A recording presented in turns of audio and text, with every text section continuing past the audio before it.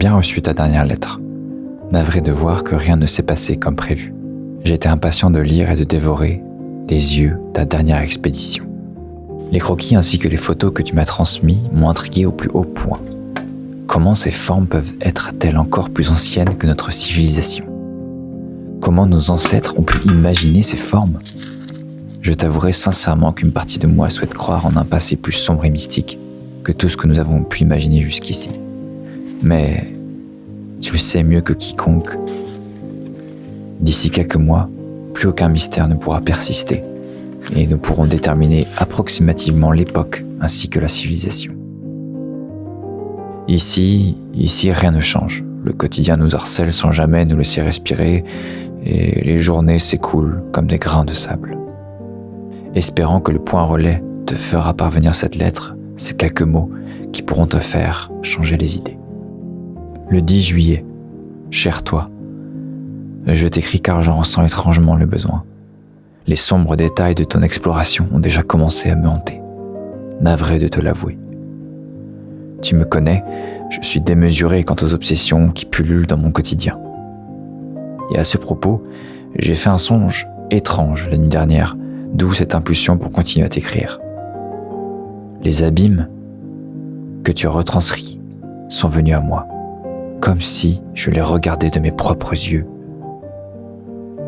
J'ai donc parcouru quelques mètres sous l'arche, celle sur laquelle que tu as tant écrit. J'ai commencé à me renseigner sur l'architecture de l'arche. Elle semble ressembler au temple de Tarxien, mais d'après la description et les quelques croquis que tu m'as transmis, rien ne semble être cohérent. Quelle diablerie se cache derrière cela?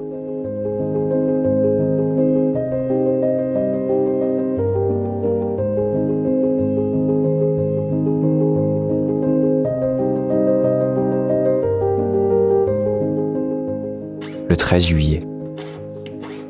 J'ai entrepris de dessiner à mon tour ce que j'ai aperçu dans mon rêve. Je me sens stupide de rester si obsédé face à cela. Comme tu m'as répondu, il faut parfois s'offrir du recul face à nos songes et nos impressions, mais j'y pense toute la journée. Mon regard semble ne plus se concentrer sur les choses plausibles de ce monde. Je suis littéralement dévoué à cette image sculptée dans ma mémoire. J'ai donc décidé de graver et de reproduire à plusieurs exemplaires cette vision. Peut-être pourra-t-elle ainsi disparaître pour toujours. Affublé par la ridicule pression du temps et de la routine, je n'ai pas eu beaucoup d'instants pour préparer la matrice qui épousera les traits et les lignes. Et pendant plusieurs jours et quelques nuits blanches, j'ai recopié exactement tous les bas-reliefs sur ce petit support. Je ne vais pas te cacher que je suis épuisé par cette hantise. La gravure fait approximativement 1 cm sur 2. Je te vois déjà sourire. Ce format semble plus proche de ma pensée actuelle, l'intimité.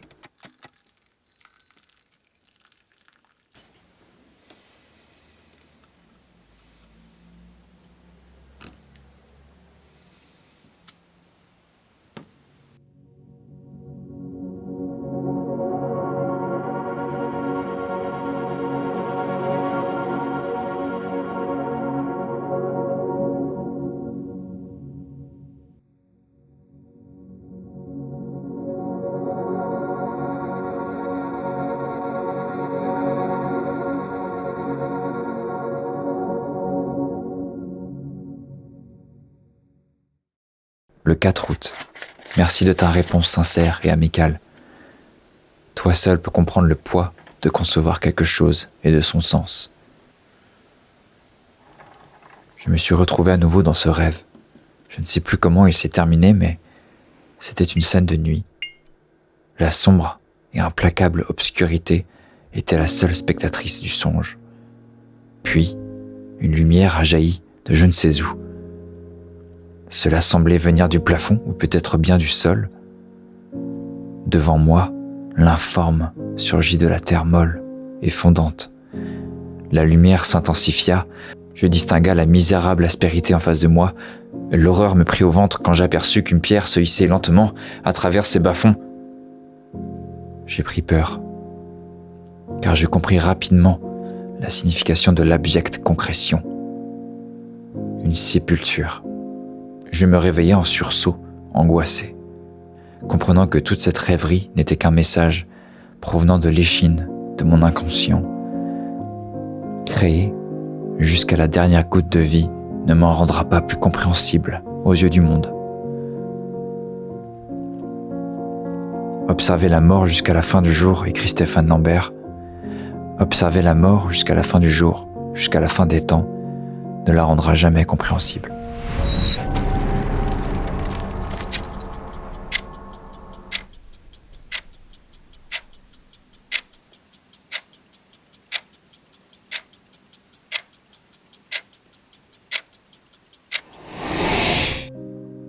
Le 22 août.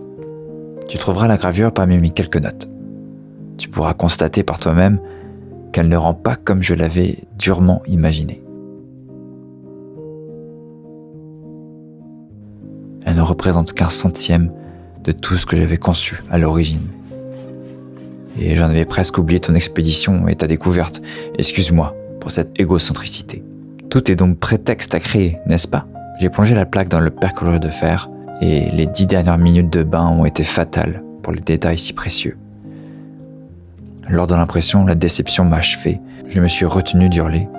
L'erreur est formatrice.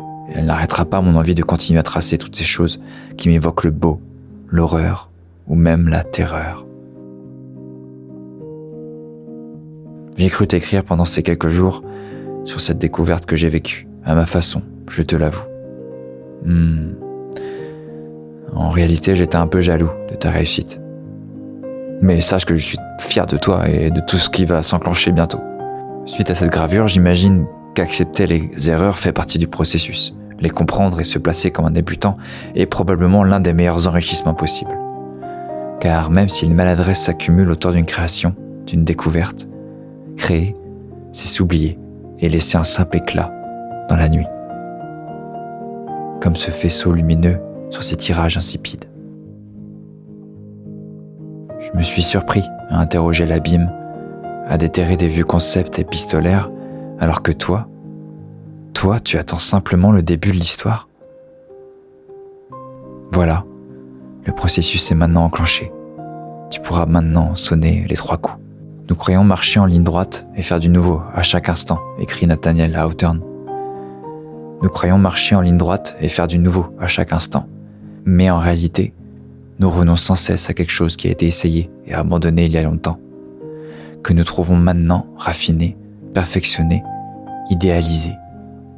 Le passé n'est qu'une image prophétique mais grossière du présent et de l'avenir.